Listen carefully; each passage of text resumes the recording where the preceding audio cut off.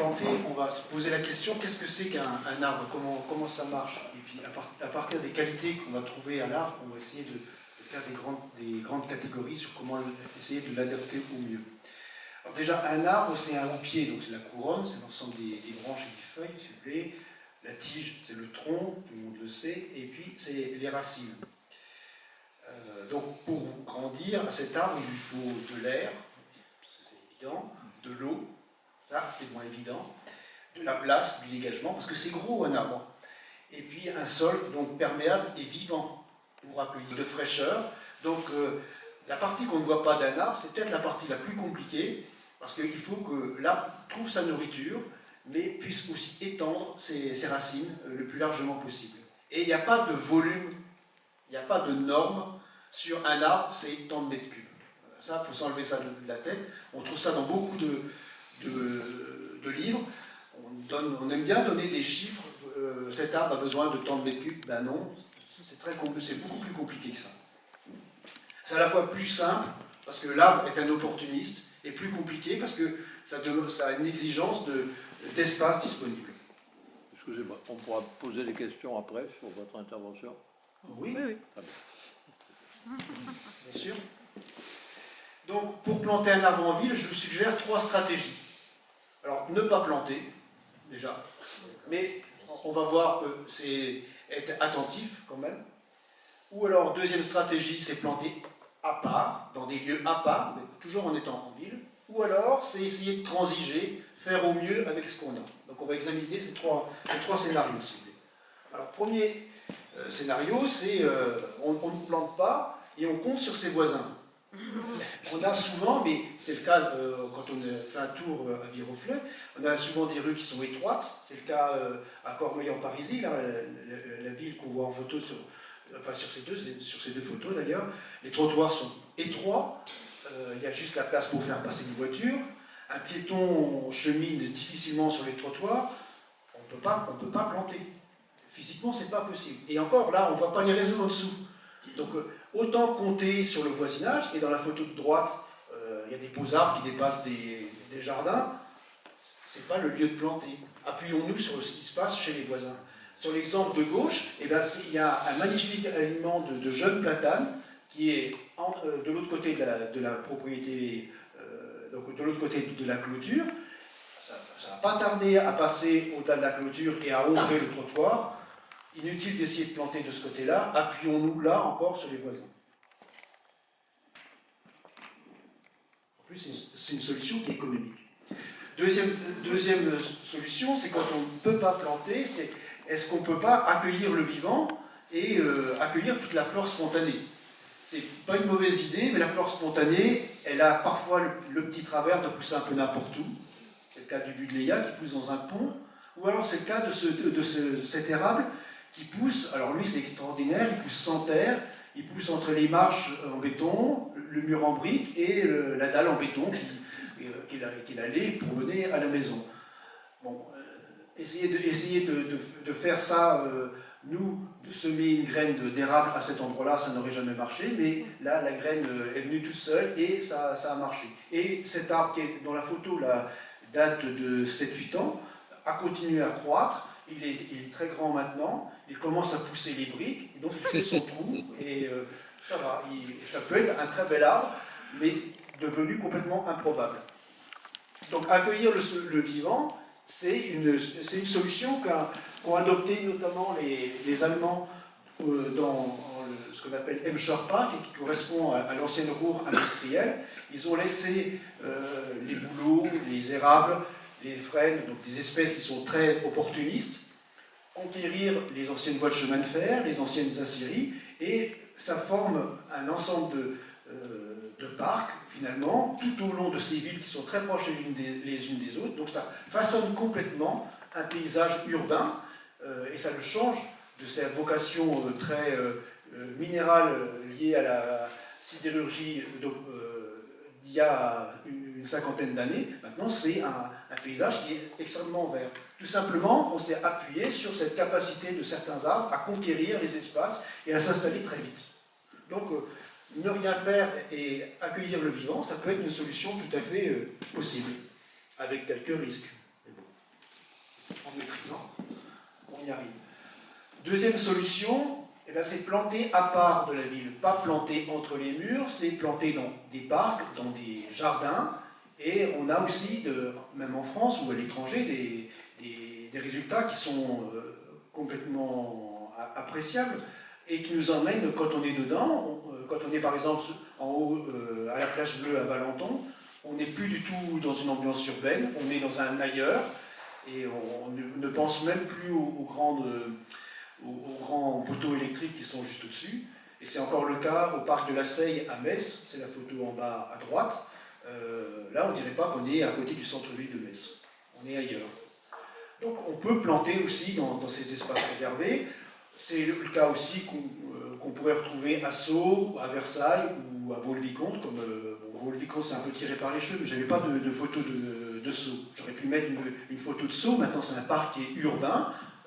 La plantation à cet endroit-là est complètement opportune. L'arbre est heureux, il a des congénères, il est dans une ambiance propre, forestière, pas trop de choc avec les engins, c'est son milieu. D'ailleurs, un groupe de paysagistes et de volontaires ont développé cette idée de planter à part de la ville en expérimentant, en essayant de reconstituer des conditions idéales pour des arbres à partir de milieux qui ne sont pas favorables. C'est ce qui s'est passé à Redon, sur une friche industrielle, vous voyez en bas à droite, cette association, les Amis du Transformateur, puisqu'il s'agissait de transformer cette friche industrielle, s'est fixé un pari de planter vraiment dans le sol, dans l'enrobé qui était là, en n'apportant pas du tout de terre et en faisant en sorte que les arbres soient entre eux. Donc ils ont commencé avec une pelle évidemment, avec des gros moyens techniques, défoncer le sol et le retourner profondément. Puis ils ont planté, mais planté très petit, c'est ce qu'on voit. Donc ils ont reconstitué un bosquet, donc un mini-parc, à part de la ville, et se sont servis des déchets, notamment des croûtes d'enrobés, des croûtes de béton, pour constituer des murs tout autour des enclos qu'ils ont ainsi constitués. C'est une plantation qui s'est faite donc en groupe, non pas à l'individu, et c'est une plantation qui s'est faite sans terre. Donc on retrouve le principe de tout à l'heure. Alors qu'est-ce que ça donne dans le temps? Voilà, 7 ans plus tard, on a ces bosquets qui sont très bien constitués, avec des arbres qui ont une croissance normale, et on se rend compte que finalement l'arbre il s'est développé assez vite et tout à fait normalement, malgré les conditions très spartiates qui lui étaient imposées. Tout simplement le fait d'être isolé de la fréquentation, à l'abri des chocs, à l'abri des gens qui le dégradaient, et bien l'arbre est en présence de ses congénères, l'arbre retrouve aussi une dynamique qui est propre. Donc l'intérêt de planter en groupe est évident, y compris dans des conditions difficiles. Comment est-ce que les gens faisaient dans le passé, puisque les plantations urbaines sont surtout apparues à partir du moment où la ville a fait tomber ses fortifications. On a découvert les fameux cours sous lesquels on allait se promener, les cours ombragés. Donc c'était un peu le même principe qu'au transformateur. On ne plantait pas derrière des murets, etc. Mais on plantait en groupe et on plantait des grands ensembles. Pauline a parlé tout à l'heure de quinconces. Les quinconces du jardin du Sénat sont les héritiers de ces grands aliments, de ces grands cours qui étaient plantés au XVIe, au XVIIe ou au XVIIIe siècle. Mais surtout, quand on plantait sur des sols qui étaient perméables. Là, vous avez une plantation qui date du début XXe, on reconnaît 2 cartes postales. Voir les arbres, les marronniers, sont plantés sur de l'herbe, à gauche. À droite, c'est peut-être moins évident. Si vous approchez un peu, vous voyez que les arbres sont très jeunes à la plantation et sont plantés aussi sur de l'herbe. Ce n'est pas le cas aujourd'hui. Aujourd'hui, tous nos trottoirs sont minéraux. Donc, la troisième solution, on va essayer de faire mieux en poussant le bouchon, en essayant de planter. Et la première leçon, c'est on va essayer de planter jeune. C'est comme les enfants, les élever dès qu'ils sont jeunes et les accompagner pour qu'ils puissent prendre leur propre développement. Donc à la plantation, on voit sur la photo en haut à gauche, les arbres sont très petits, on les voit à peine, on voit surtout les tuteurs. On voit surtout, la deuxième année, non pas les arbres eux-mêmes, puisqu'ils sont cachés derrière les rangs de saules, on voit surtout ces saules qui sont là pour les accompagner, pour faire de la couleur, en attendant que les arbres véritables prennent leur plein développement. Mais au bout de 10-13 ans, les arbres ont dépassé les saules, d'ailleurs les saules ont été enlevés parce qu'ils s'écroulaient sur eux-mêmes, et ce sont les arbres qui ont pris le dessus. Donc la plantation jeune marche à condition de se donner le temps. Et les arbres qui sont plantés à 1 mètre de haut vont acquérir 7, 8, 10 mètres sans problème, et même rattraper des arbres beaucoup plus gros. Donc quand on plante des arbres très gros, on néglige le temps. C'est comme si on voulait acheter du temps, mais en fait on perd ce temps, puisque les jeunes rattrapent toujours les vieux. Ouais, à l'époque chez les arbres. On peut même planter extrêmement jeune. Là, vous avez une bouture de saule, 5 cm qui dépasse du sol. La bouture est plantée là-haut, on ne voit même pas la bouture qui dépasse de la terre. Dès le mois d'avril, avril-mai, il y a les premières feuilles qui sortent timidement, et en octobre, la bouture a fait une pousse de 3-4 mètres de haut. Donc on peut y aller, si le sol est bien préparé, on peut planter très jeune et avoir des résultats très vite. Ah, évidemment, c'est avec le sol, on ne fait pas ça avec n'importe quel arbre. Donc il faut choisir son espèce. Donc, il faut commencer par connaître le sol. Qu'est-ce que j'ai sous les pieds? Où est-ce que je vais installer mon arbre? Dans quelles conditions? Et souvent, en ville, bon, et là on est dans un village, mais c'est exactement la même situation, j'ai des sols qui sont ce qu'ils sont. Avec, je retrouve des anciennes constructions, on voit des lits de pierre qui sont beaucoup plus blancs, qui correspondent à des murs qui ont été abattus. On voit des épaisseurs qui sont plus sombres, qui correspondent. Là, on est sur un ancien cimetière, donc avec des choses avec plus de matière organique. Et puis sur le dessus, on voit le lit de l'enrobé, et dessous son empierrement. Donc on a un sol qui est très complexe et qu'il va falloir utiliser pour la plantation. Parce que souvent, en ville, on se dit on va changer le sol, mais tout à l'heure, je vous ai montré des racines, et les racines, vous avez compris qu'elles s'étendent beaucoup plus qu'elles ne devraient, finalement, qu'on ne voudrait. Donc, autant utiliser le sol qui est en place et habituer l'arbre à utiliser ce qu'il y a sur place plutôt que de lui ramener quelque chose qui sera de toute façon fini. Fini, dans le sens où c'est un volume qui se contient. Ici, vous avez un sol aussi qui est, lors d'un creusement, qui est extrêmement pierreux. Donc il va falloir planter dedans, mais l'arbre sait s'adapter au sol pierreux. Si vous allez dans la Champagne, par exemple, si vous allez en pleine Beauce, qui sont des sols qui sont très secs, très pierreux, il y a quand même des arbres. Si vous allez en montagne, la montagne, c'est jamais qu'un gros tas de cailloux, et c'est plein d'arbres. Donc il n'y a pas de raison que ça marche pas. Par contre, sur ces sols qui sont pierreux, qui sont des sols urbains, qui étaient sous l'enrobé, c'est comme si la terre était endormie. Et les bactéries et les champignons ne fonctionnent plus, il faut les réveiller. Et les réveiller un peu comme la belle au bois dormant, et donc il faut apporter du compost qui permet de redonner cette vie et de relancer les dynamiques en place.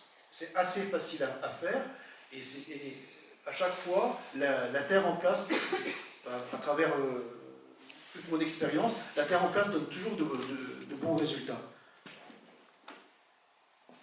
Bon, parfois, c'est un peu la cata, on se retrouve avec des creusements comme ça, où on a pratiquement que de la pierre. Ça arrive quand on tombe sur une ancienne maison, comme ici. Donc on est obligé d'amener un peu de matière fine, parce que c'est quand même la matière fine, et l'argile, les limons, qui retiennent l'eau dans le sol. Et l'arbre a besoin de cette eau, donc il a besoin de cette argile et de ce limon. Et à ce moment-là, on ne va pas tout changer, on va faire juste un apport mesuré. On va amener ce qu'on appelle un amendement. En gros, c'est un quart ou un tiers du volume creusé qu'on va essayer d'améliorer avec de la terre qu'on va récupérer par ailleurs. Mais jamais plus, finalement. Et comme ça, l'arbre ne connaîtra pas un stress énorme quand ses racines sortiront de ce volume. Donc, ce même volume qu'on a vu tout à l'heure, après amendement, travail, mélange, il a déjà changé de couleur, on sent qu'il est beaucoup plus aimable, bien qu'il y ait des pierres qui apparaissent, hein, il ne s'agit pas de les cacher. Et puis après, on peut rajouter encore de la matière organique par-dessus pour recréer vraiment cette dynamique. Et puis cette matière organique, on peut même encore la pailler, comme ça le paillage redeviendra matière organique et elle va passer dans le sol et nourrir les racines. Donc on peut recréer complètement un cycle vertueux sur un sol qui au départ était complètement étouffé sous son lit d'enrobé ou de béton. Donc voilà les résultats au bout d'un an sur ce qu'on a vu qui était assez ingrat, sur lesquels il ne se passait rien. L'herbe pousse très bien, mais l'arbre a pris sa croissance normale et fait des branches de 50 cm chaque année. À chaque fois, ce sont des conditions qui sont sans arrosage. Il n'y a pas d'apport d'eau extérieure à part de l'eau de pluie. Mais vous constatez que les volumes qui sont mis en cause, en jeu, c'est des volumes qui sont importants. Et là encore, on est au-delà de toutes les normes qui sont prévues en ville. Là, en ville, on a souvent ce problème, mais on n'a pas de place pour planter. Et puis, on veut pouvoir aussi circuler. Donc, ce que je vais vous présenter, c'est une solution qu'on utilise pour, dans certains cas, pour à la fois permettre la croissance de l'arbre, planter donc, et puis pouvoir circuler. Donc, on crée ce qu'on appelle un mélange terre-pierre, c'est-à-dire un mélange avec beaucoup de pierres, 2 tiers de pierre, donc c'est un mélange qui est pauvre, et 1 tiers de terre. Un peu comme mon amendement tout à l'heure. Et donc, les pierres vont former une charpente très solide. On va pouvoir monter dessus, donc on va pouvoir mettre de l'enrobé par-dessus, mais les racines vont pouvoir filer par-dessous. Et comme les pierres sont très proches les unes des autres, les racines ne vont pas pouvoir être très grosses, par contre il va y en avoir beaucoup. Comme les racines ne sont pas très grosses, elles ne vont pas avoir la tentation de soulever l'enrobé. Et donc, c'est ce qu'on appelle le mélange terre-pierre, qui se fait dans des conditions particulières, donc des conditions très sèches, où on sort le sol qu'on a en place, qui était sous de l'enrobé, on le mélange, on rajoute cette pierre qui est dure. Ici, cette pierre, c'est même du béton qu'on cassait, donc c'est de la pierre de recyclage, et on remet tout dans des grandes tranchées, et non pas dans des fosses. Et c'est des grandes tranchées qui simulent le long de la rue. Et donc l'arbre va donc à très peu de place latéralement, parce qu'il y a la route à gauche, il y a la voie cyclable à droite, et puis il y a même aussi un ensemble de réseaux qu'il faut protéger. C'est pour ça qu'on voit une bâche verte qui empêche les racines d'aller dans ce réseau. Donc l'arbre a très peu de place latéralement, mais il va pouvoir s'étendre tout en longueur, et même les arbres vont se communiquer par leurs racines d'un poste à l'autre en passant sous l'enrobé. Vous voyez, lors de la mise en place de ce mélange, les arbres, alors c'est toujours la question en ville, mais je pense que c'est aussi pareil ici, on a toujours la tentation, comme je disais tout à l'heure, de les planter gros, et la discussion porte avec les élus qui ont un mandat proche, 5 ans, c'est pas tant que ça finalement. Donc ils veulent un résultat assez rapide.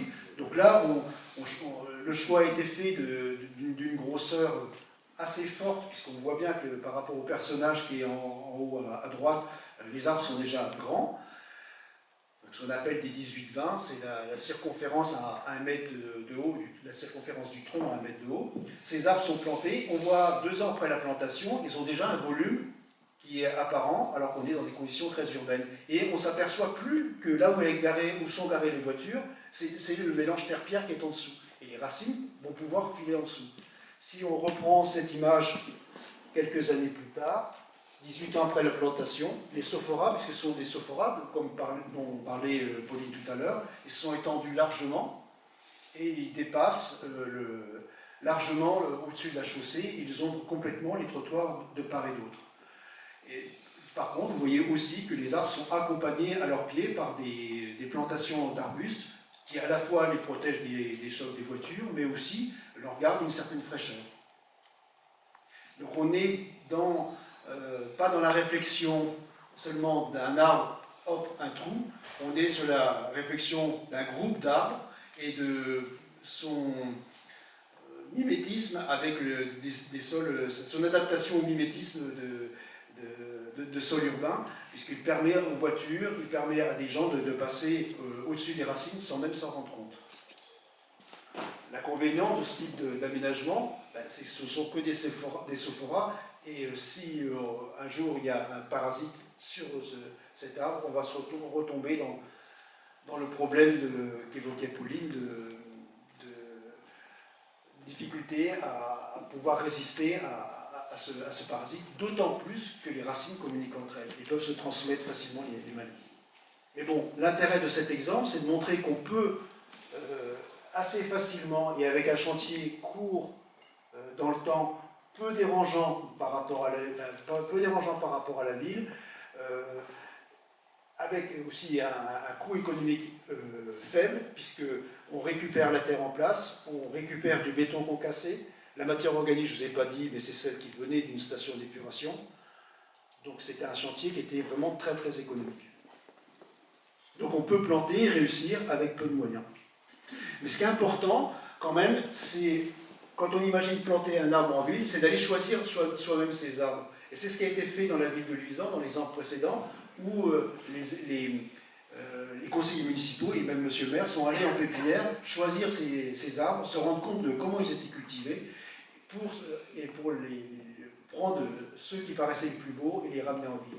On voit bien quand même la différence qu'il y a entre la pépinière, qui est un milieu de culture avec de l'herbe, où les arbres sont entre eux dans des conditions qui sont bonnes, entretenus, buissonnés, à l'écart, encore une fois, de la plante du piétinement, et le milieu urbain qui sera beaucoup moins favorable. Donc on peut les choisir déjà grands, mais on peut aussi les choisir petits, comme ceux de tout à l'heure, où ils font moins d'1 mètre de haut, mais surtout avec des très belles racines. Ensuite, quand on veut planter, on va aller accompagner ces arbres en les tutorant. C'est déjà une petite protection, ça permet de résister au vent. On va aussi définir tout ce qui est les attaches. Est-ce que ce sont des attaches qui vont être blessantes? Est-ce que ce sont des attaches qui vont se pourrir, donc disparaître avec le temps? Donc tout ça, ça fait partie de ces dispositifs techniques qui vont permettre aussi à l'arbre de mieux passer le cap difficile de l'adaptation au site.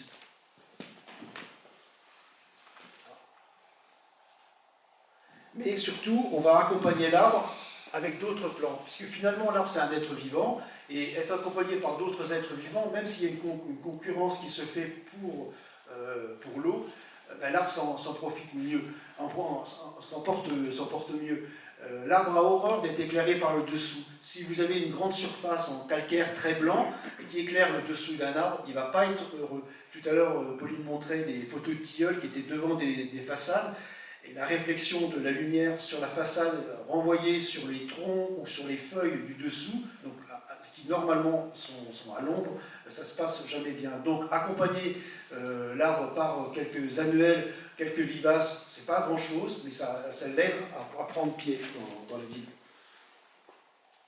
Alors ça peut être des dispositifs plus urbains, parce qu'il y a des impératifs de piétinement, donc avec des pavés, avec des joints enherbés, c'est moins mal. C'est pas le top, mais c'est moins mal.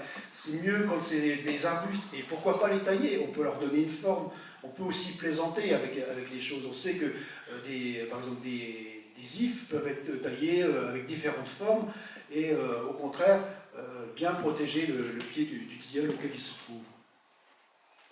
Mais surtout, ce qui est important, et c'est Pauline l'a bien dit, c'est planter en îlot, planter en groupe, et faire en sorte que ça ne soit pas un arbre pour lui-même, mais un ensemble, un massif tout entier, avec des vivaces. Bon, là, la grande graminée domine, mais si on s'approchait, on verrait qu'il y a des jeunes arbustes qui sont au pied, et deux arbres, là, il pourrait y en avoir 4, 5, 6, etc. Mais c'est les ensembles qui font que la plantation en ville est beaucoup plus pérenne.